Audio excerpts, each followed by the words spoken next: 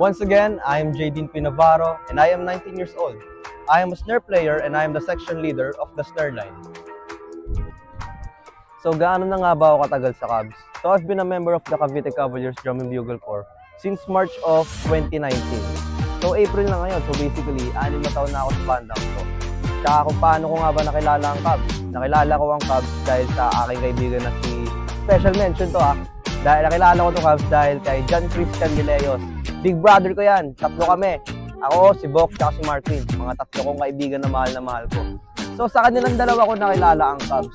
Nung grade 7 na kami, tapos nagkita-kita kami isang beses sa Montano Hall, nabanggit nila na try kaya natin sumali sa Cubs. Hinihikayat nila ako.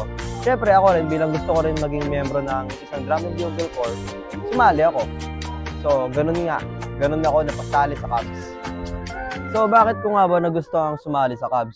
Kagaya nga na nabanggit ko kanina na hinihikayat ako ng kaibigan ko si Marquin tsaka ni Bok. Siyempre, ako, yung mga time na yun, nagsisik din ako ng challenge tsaka something bigger. Kasi kami 3 ni Marquin tsaka ni Bok, member kami ng Julian Felipe Elementary School Drum and Lyre. Kaya, ayan na, siyempre high school na kami, andun na yung enthusiasm mo na magsik ka ng challenge, diba? Tsaka mag-explore. So yung mga time na yun, hinikayat nila ako. Tapos bilang musikero na gusto sumali sa Drum and Bugle Corps, pinagmamasdan ko muna ang Cavaliers kung maganda ba ang quality at disiplina ng bandang to.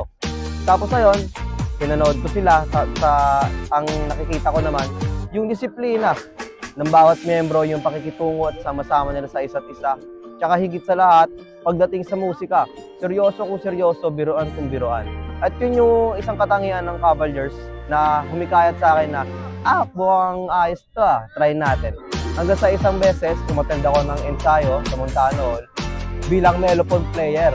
Mellophone ang una kong sinalihan until nalaman nila na marunong pala ako mag-snare at inilipat ako sa snare.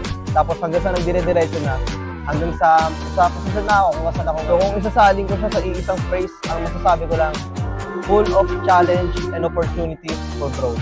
Yun yung sinisik ko ng mga time na yun. Minelcome ako ni Sir Jeff, tsaka ni Sir Maki.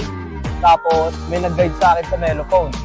Tapos nun, after a few days or after a week ata, yung mga time na yun, nalaman nilang marunong ako mag-snare. Tapos ayan, syempre pinapalo ako para makita nga ba kung marunong nga ba talaga ako. Tapos tinanong sa akin kung gusto ko mag-snare. Sabi ko, syempre naman. Ayan, G na ako ng G. Syempre gusto ko na naman talaga mag-snare. Tapos ayun nga, nagdire-diretso na siya. So on and so forth. So, kamusta ang experience ko overall? Ang experience ko dito is maganda. Hindi naman ako magtatagal ng 6 taon dito kung hindi. So, ayun, punong-puno siya ng challenges, punong-puno siya ng pakikisama at kasiyahan. So, kung gusto niyo sumali na rin kayo. So, sa mga kapwa ko musikero dyan na meron ng abilidad o starting from scratch, kung gusto niyo sumali sa Cavite Cavaliers Drum and Bugle Corps, you guys are all welcome in here. Meron man kayong alam o wala, meron man kayong idea o wala. Dahil sa bandang ito, ang pina-priority namin ay ang quality ng talento ninyo at ang inyong pakikisama. So kung eager kayong matuto at marunong kayong makisama, sigurado pa ako sa sigurado, matututo kayo agad at makukuha nyo ang loob ng mga kapwa musikero. So kung tingin nyo, meron kayo ng disiplina at abilidad na matuto at makisama, bakit hindi nyo subukan? Malay nyo, ito yung stepping stone para mas lumago kayo bilang musikero. So, yun lang. Sana nahikayat ko kayo. Muli ako si Jaydeen P. Navarro. Salamat sa panonood. Sibat na ako.